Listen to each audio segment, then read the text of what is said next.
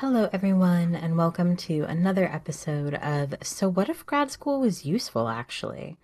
I am your host, Dr. Jamie Huff, and today's mini episode is going to focus on some of the most common advice that I give folks who are transitioning out of the academy about the job search process. And it's all kind of in the episode title today. It's Don't Count Yourself Out. And I have a lot of things to say about this. So, first, I'm going to talk about two things that I see people do a lot and explain why we shouldn't do those. Um, and then I'm going to talk a little bit about this kind of academic habit of counting ourselves out. So, the first thing that I see people do all the time is they will be looking through a job ad and it is a great fit. It's in the city that they want to live in or the area they want to be.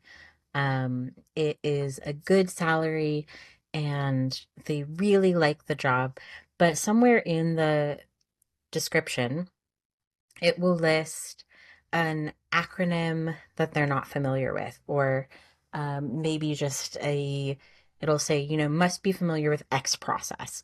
And they've never heard of X process or they've never heard of that acronym. So I have worked with so many talented grad students and postdocs who are like, well, I don't know what that is, can't apply. So my tip to focus on this is always, always, always, always use your friend Google first because and I'm not kidding. I'm not kidding. It sounds silly, but it's true. 100% of the time that I have been working with a client and sat next to them and they've said, well, I don't know what that is, so I guess I'm not a good fit. And I've said, well, let's just like Google it first. Like, let's figure out what that is just so we know. 100% of the time they've been like, oh, I actually do know what that is. I have just never seen that acronym before. And so there's two things happening here. So the first thing is that it is far too common for employers, particularly institutions like the larger, the more traditionally corporate, the more this happens, to take a kind of generic process and give it a specific jargony name or acronym. And so when they put that in the job ad, what they're really doing is they are trying to screen for people who are already in the know, right? And you can kind of understand why they would do this from a hiring perspective. So, if people are fluent in that acronym, it likely signals that they are already familiar with that process. They know how things work in this organization or in similar organizations that also use that terminology. Um, and so it won't be such a heavy lift to get them onboarded and get them trained. It's essentially trying to cull the applicants to find folks who need less training and can get started and get working, get producing faster. And we can debate the ethics of that on another time. That's just what is happening in my read. So that is my first tip. If you see something that you're unfamiliar with, like if the rest of the job looks good, but they have some acronym that says, employee must be able to squibble squirple. Um, that'd be a really long acronym, but maybe that's a process name. Or, what would an acronym for squibble squirple be? Employee must be familiar with SQSQ process. And you're like, I don't know what that is. What's squibble squirple? What's SQSQ? Always, always Google it because there's a really good chance that it is just some inside jargon for something that you are very, very familiar with. So that's piece of advice number one.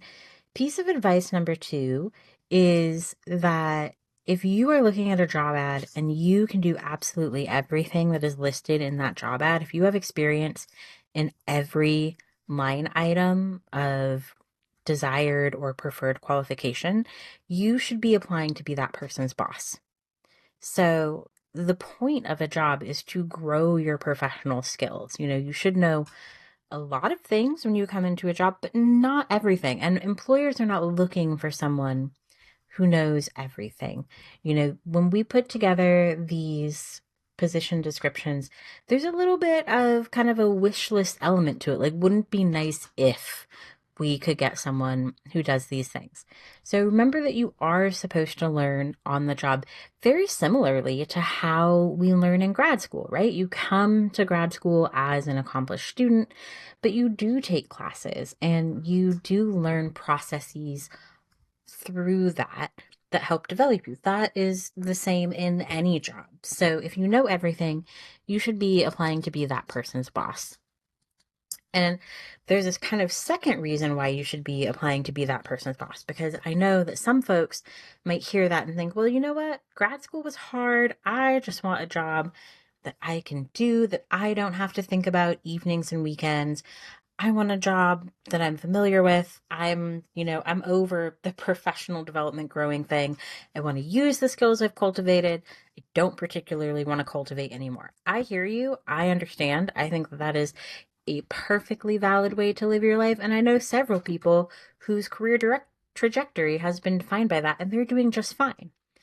But I will tell you that from the other side of the table, so the people reading the descriptions, if you are overqualified, aka you have experience with everything that they want, they are going to assume that you will get bored with that role and leave them quickly. And they want to reduce turnover because turnover is incredibly expensive. The process of looking for, interviewing, hiring, and training a new candidate just to have them leave and to go through it again, that is a thing that they desperately do not want. And so the other reason why, if you see a job description and you meet every qualification, you might want to look for a more senior position in the same field or a senior version of that position, is because there is a chance that the folks who are reading your resume are going to say, nope, this person's overqualified. And I don't know if that's fair or not, but I do know that that happens. And I'll be very candid with you. When I have been on hiring committees, I have looked at candidates and thought, oh, wow, they are really overqualified. They're going to be very, very bored in this position. So those are my two quick tips for not counting yourself out. And then I do think that we as academics are kind of trained to count ourselves out in a lot of ways. So I think partly it has to do with, you know, essentially academic funding is a pie, right? Like it's a zero sum game. So if I get a fellowship, you do not get that fellowship. And there's a certain amount of dollars allotted per year to different disciplines that have to go through everyone. It is not like that in terms of jobs. There are not an infinite, but there are many, many, many, many jobs out there. So, if I get a job in product development, there's still 10 jobs in product development for you, right? However, I think when we are used to competing for funding or for TAs or RAs or GAs, we do start to get into the like, oh, well, so and so applied for it, so I'm not even going to bother. It's be a waste of my time. And I believe in protecting your time, but we do have to unlearn that academic habit of counting ourselves out. I think it also comes back to something that we've talked about before, which is this tendency in the academy, we compare ourselves upwards. We always compare ourselves to people who have done more, are more experienced, etc., than us. But again, that's not normally what's happening in a hiring scenario. They're comparing you to people who have less experience than you a lot of the time. Sometimes there's people that have more experience, but experience is also not always the deciding factor. It can be fit, it can be a range of things. And so we really have to unlearn that habit of counting ourselves out. So if you take one thing away from this mini episode today, it would be don't reject yourself. The world is full of people who are going to reject you for all kinds of things. And that may sound sad, but it's actually a hopeful message because it means you should take all the chances, shoot all the shots, never, ever, ever reject yourself first. So that's today's job tip. I hope this mini episode has been helpful. As always, if you would like to be a guest of the show or if you have particular questions that you want answered, please, please, please take the time to fill out a contact form and let us know, and we will get to those as soon as we can. Have a great day.